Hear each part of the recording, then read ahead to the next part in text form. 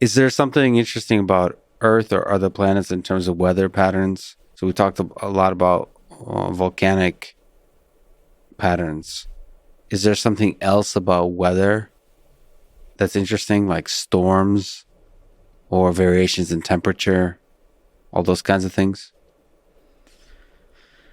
Yeah, so there's sort of every planet and moon has a kind of interesting and unique weather pattern. And those weather patterns are really, we don't have a good understanding of them. We don't even have a good understanding of the global circulation patterns of many of these atmospheres, why the storm systems occur. So the composition and occurrence of storms and clouds and these objects is another one of these kind of windows into the interior that I was talking about with surfaces. One of these ways that we can get perspective and what the composition is of the interior and how the circulation is working. So circulation will bring some species up from deeper in the atmosphere of the planet to some altitude that's a little bit colder, and that species will condense out and form a cloud at that altitude.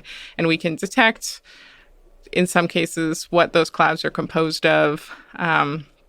And looking at where those occur can tell you how the circulation cells are, whether the atmospheric circulation is, say, coming up at the equator and going down at the poles, or whether you have multiple cells in the atmosphere. And I mean, Jupiter's atmosphere is just insane. There's so much going on. You look at these pictures and there's all these vortices and anti-vortices, and you have these different bands that are moving in opposite directions that may be giving you information about the deep deep in the atmosphere, Hmm. physically deep properties of Jupiter's interior and circulation. What are these vortices? What's the basic material of the storms? It's condensed molecules from the atmosphere, so ammonia ice particles Uh, in the case of Jupiter. It's methane ice in the case of, let's say, Uranus and Neptune, and other species. You can kind of construct a chemical model for which species can condense where. And so you see a cloud at a certain altitude within the atmosphere, and you can make a guess at what that cloud is made of, oh, and sometimes measure it directly. And, different species make different colors as well. oh, cool. Ice Um, storms. Okay. I mean, the climate of Uranus has always been fascinating to me because it orbits on its side and it has a 42-year orbital period. And so, with Earth, our seasons are because our equator is tipped just a little bit to the plane that we Yep. orbit in. So sometimes the sunlight's a little bit above the equator and sometimes it's a little bit below the equator. But on Uranus, it's like for 10 years the sunlight is directly on the North Pole, and then it's directly on the equator, and then it's directly on the South Pole. And it's actually kind of amazing that the atmosphere doesn't look crazier than it does.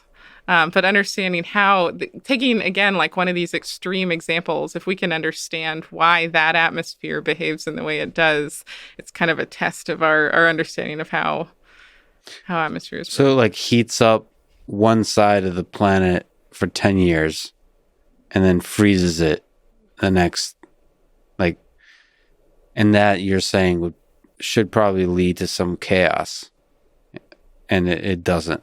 The fact that it doesn't tells you something about the atmosphere. So atmospheres have a property that surfaces don't have, which is that they can redistribute heat a lot more Redistribute. effectively. Right. So they Um, have a stabilizing, like self-regulating aspect to them that they're able to deal with extreme conditions. But predicting how that complex system unrolls is very difficult, as we know about predicting the weather on Earth, oh my goodness. Yeah. even with the So, little variation we have on Earth. people have tried to put together global circulation models. So, we've done this for Earth. People have tried to do these for other planets as well. And it is a really hard problem.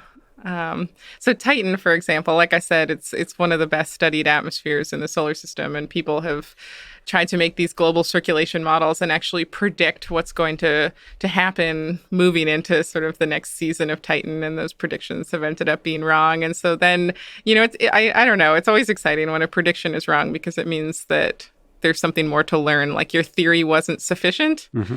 And then you get to go back and learn something by how you have to modify the theory to make it fit.